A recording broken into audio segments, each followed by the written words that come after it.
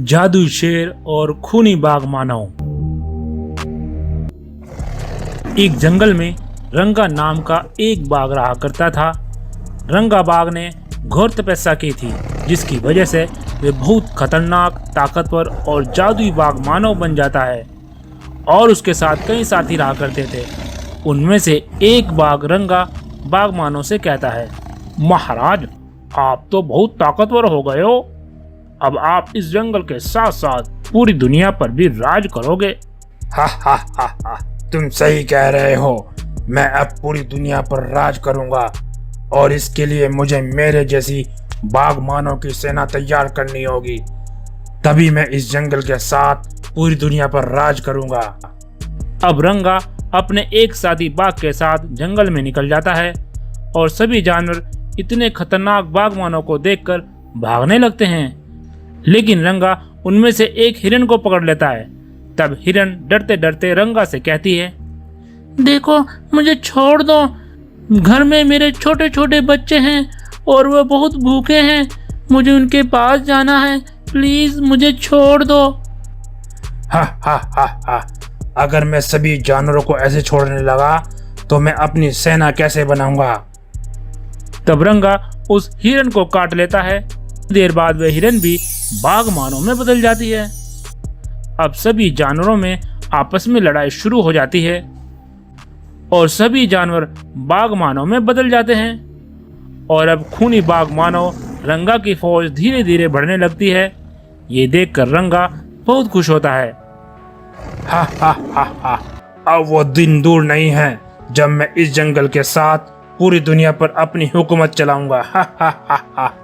और वहीं दूसरी ओर एक भालू दौड़ता हुआ जंगल के राजा सफेद शेर के पास जाता है और बोला, महाराज सफेद शेर, हमारे जंगल में वे खूनी बाघ मानव रंगा ने सभी जानवरों को अपने जैसा बना दिया है और वे अपनी फौज तैयार कर रहा है।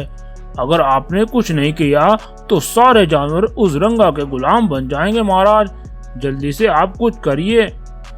राजा सफेद शेर भालू की बातों को सुनकर बहुत दुखी हुआ और गुस्सा भी बहुत आया और वे बिना सोच विचार किए उस खूनी बाघ मानव रंगा के पास पहुंचा और बोला, देखो, तुम मेरे जानवरों को अपनी जादुई शक्तियों से मुक्त कर दो। मैं वादा करता हूँ तुम्हें इस जंगल का राजा बना दूंगा। बस तुम मेरे जानवरों को छोड़ दो। हा हा हा हा, मुझे तो पूरी दुनिया पर अपनी हुकूमत करनी है और इसके लिए मुझे तुम जैसे जानवरों की जरूरत है। तुम्हारे जैसे जानवर ही मेरी फौज बनेंगे, तो मैं तुम जैसे जानवरों को कैसे छोड़ दूं। ये सुनकर सफेद शेर वहां से भागने लगता है और रंगा भी सफेद शेर का पीछा करता है। लेकिन आखिर में उन दोनों में घमासान लड़ाई शुरू हो जाती है। सफेद शेर रंगा के साथ बहुत ताकत के साथ लड़ता है और रंगा भी पूरी ताकत के साथ लड़ता है। लेकिन शेर की ताकत रंगा के सामने कमजोर पड़ जाती है और सफेद शेर बेहोश हो जाता है। तभी वहां पर बहुत जोरों से आंधी तूफान के साथ बारिश आती है और आंधी तूफान होने के कारण रंगा वहां से भाग जाता है। आंधी तूफान और बारिश की वजह से सफेद शेर एक नदी में जा गिरा और तैरता हुआ एक जंगल में चला जाता है, जो दिखने में एक जादुई जंगल जैसा लग रहा था। तब सफेद शेर को होश आ जाता है और देखता है कि एक गुफा में बहुत जोरों से रोशनी हो रही है। अरे, मैं कहाँ आ गया हूँ? ये तो जंगल बहुत अनोखा और अद्भुत है। और ये क्या, उस गुफा में एक अजीब सी रोशनी हो रही है। जरूर उसमें कोई खास बात होगी, जाकर देखता हूँ।